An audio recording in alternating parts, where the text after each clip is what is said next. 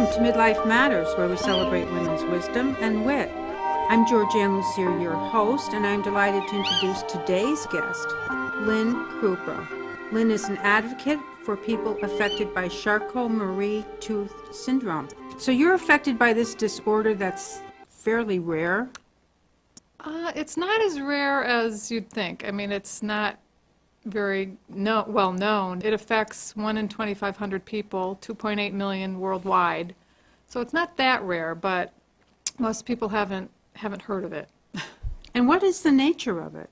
It's a progressive disorder that slowly destroys the nerve cells leading to a person's extremities.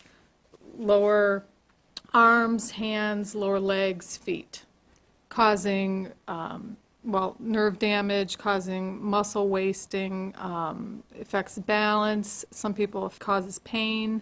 In some cases it's debilitating. People have to sit, they're in a wheelchair, bracing. So it varies person to person. What's the range in terms of how old people tend to be when they notice it? Well, that varies also. I was diagnosed when I was 12, but there's others who are diagnosed in their 40s and 50s, and then children as young as, 2, 3 years old, so it really varies. What the CMTA is doing now is they're focusing on the types that most people have. And let's talk about your role as a chapter leader. Yes, I'm a branch leader for the Charcot-Marie-Tooth Association. Once Tyler was diagnosed and I realized I didn't know much about it, I found out more information from the CMTA website, and I saw that they had branches throughout the United States, but there wasn't one in Connecticut, and I don't know what possessed me, but, because this was definitely outside my comfort zone, but I thought, that's something that maybe I should become involved with. So I contacted them, and almost 5 years ago started the branch, and our very first meeting, we must have had probably about maybe 30 people. It was great because it was the first time that I'd really met other people who had CMT.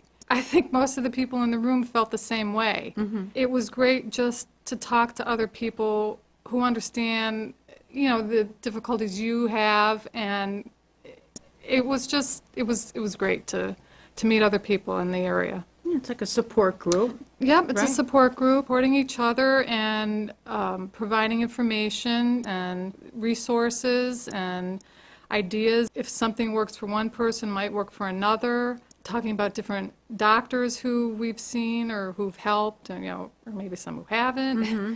But we're try to be a resource for each other. You have periodic meetings. Yeah, we meet about 4 or 5 times a year in North Haven. And then you have some events. Yes, we have some fundraisers. We've had 4 fundraisers over the years, raised over $52,000. Very proud to say.